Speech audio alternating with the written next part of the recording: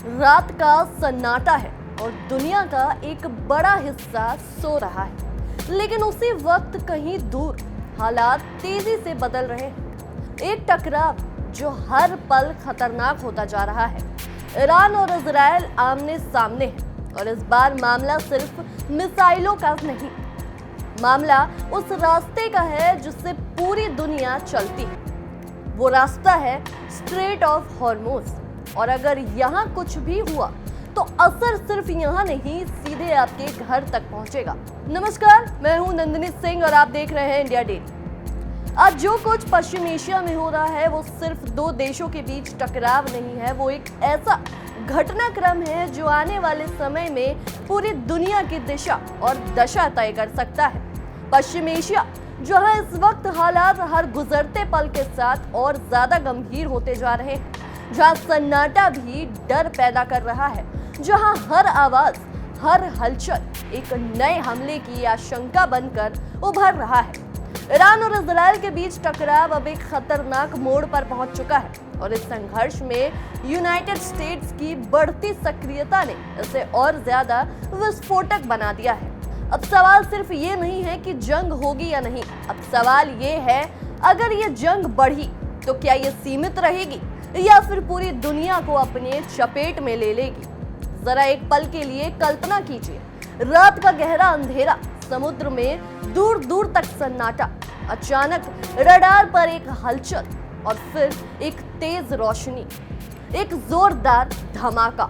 ये कोई फिल्मी सीन नहीं, ये हकीकत है जो इस वक्त पश्चिम एशिया में घट रही है। हर हमले के बाद जवाब, हर जवाब के बाद बड़ा हमला, और इसी के बीच दुनिया का एक खतरनाक मोड़ की तरफ बढ़ जाना।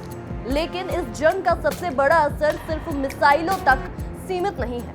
इसका सबसे बड़ा असर उस रास्ते पर पड़ा है जिससे पूरी दुनिया चलती है। हम बात कर रहे हैं स्ट्रेट ऑफ हॉर्मुज़ की। ये सिर्फ एक समुद्री रास्ता नहीं, ये दुनिया की आर्थिक लाइफलाइन है। हर दिन हजारों जहाज, करोड़ों बैरल तेल और अरबों डॉलर का व्यापार इसी रास्ते से गुजरता है। यानी अगर ये रास्ता बंद होता है तो सिर्फ जहाज नहीं रुकेंगे, दुनिया की अर्थव्यवस्था रुक जाएगी, तेल की सप्लाई रुक जाएगी, ऊर्जा संकट खड़ा हो जाएगा और महंगाई एक ऐसे स्तर पर पहुंच जाएगी जिसकी कल्पना करना भी मुश्किल है। जरा सोचिए, अगर पेट्रोल 150, 200 या उससे भी ज्यादा हो जाए, अगर गैस सिलेंडर आम आदमी की पहुंच से बाहर हो जाए, अगर ट्रांसपोर्ट इतना महंगा हो जाए कि रोजमर्रा की चीजें भी लग्जरी बन जाए, तो क्या होगा? ये सिर्फ एक आर्थिक संकट नहीं होगा, ये एक सामाजिक संकट बन जाएगा। यानी ये जंग भले ही हजारों किलोमीटर दूर हो रही हो, लेकिन इसका असर आपके घर, आपकी जेब और आपकी जिंदगी पर सीधा पड़ने वाला है। और यही वजह है कि पूरी दुनिया इस जंग को लेकर चिंतित है। अब जरा इस टकराव की जड़ को समझते हैं। ईरान और इजराइल के बीच तनाव कोई नया नहीं है, ये दशकों पुराना है, लेकिन हाल के दिनों में जिस तरह से ड्रोन हमले, मिसाइल अटैक और गुप्त ऑपरेशन सामने आए हैं, उसने इस संघर्ष को एक नया स्तर दे दिया है।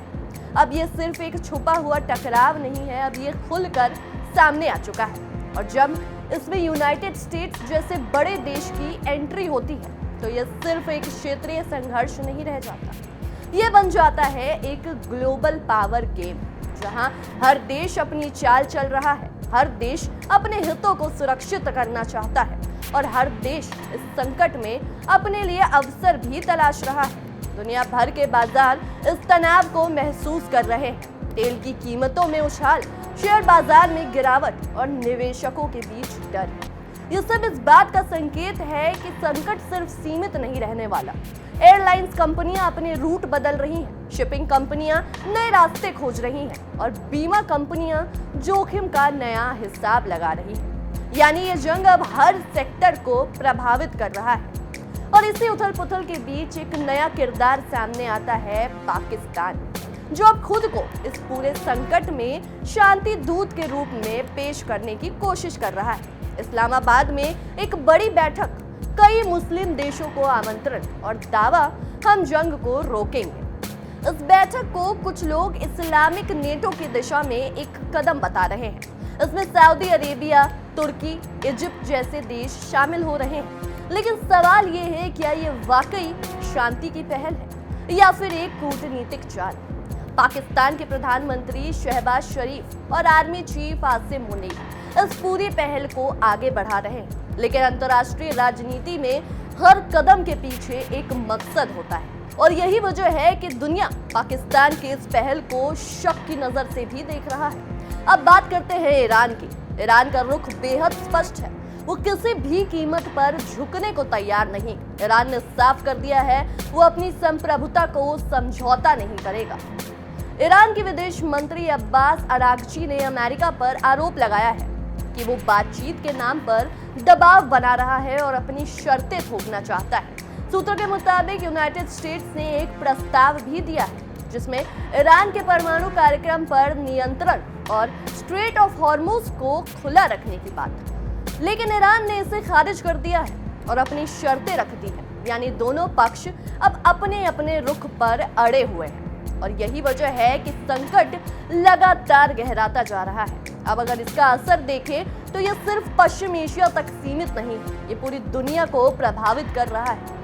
भारत जैसे देशों के लिए ये स्थिति बेहद संवेदनशील है क्योंकि हमारी ऊर्जा जरूरतें काफी हद तक आयात पर निर्भर है और अगर स्ट्रेट ऑफ हॉर्मुज प्रभावित होता है तो इसका सीधा असर भारत पर पड़ता है। महंगाई बढ़ेगी, पेट्रोल डीजल महंगे होंगे और आम आदमी पर बोझ बढ़ेगा। और सबसे बड़ा सवाल, क्या ये जंग रुकेगी? क्या ये कूटनीतिक जीत कर पाएगी? क्या पाकिस्तान की पहल सफल होगी या फिर दुनिया एक बड़े टकराव की ओर बढ़ रही है? क्योंकि इतिहास हमें बताता है कि जब बड़े देश टकराते हैं तो असर पूरी दुनिया पर होता है और अगर ये टकराव बढ़ा तो इसका परिणाम बेहद गंभीर हो सकता है।